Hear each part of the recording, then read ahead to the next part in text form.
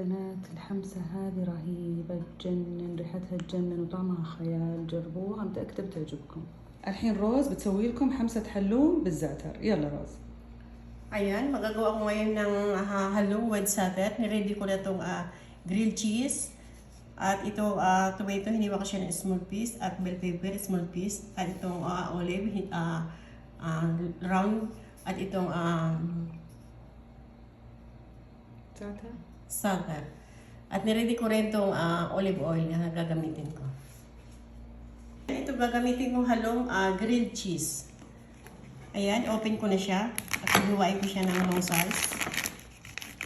Hiniwa ko na itong halong ng ganitong size. At ipa-fried ko siya sa apoy at lalagay ko siya ng olive oil.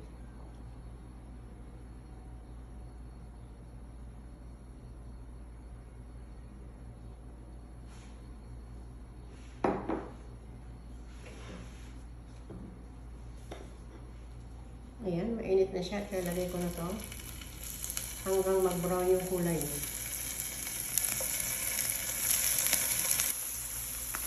Ayan, pag ganyan ng brown siya, done na siya.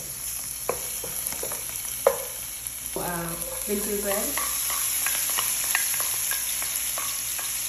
I-add ko na rin itong tomato. Mix ko lang siya ng konti.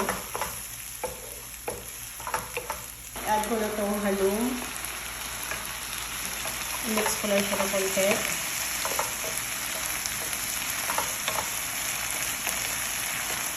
Ayan, at add ko na itong olive.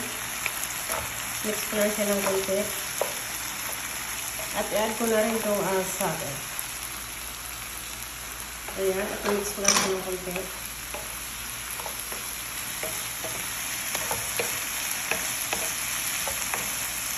Yes, done na siya. At ilalagay ko na siya sa malinis na lagyan.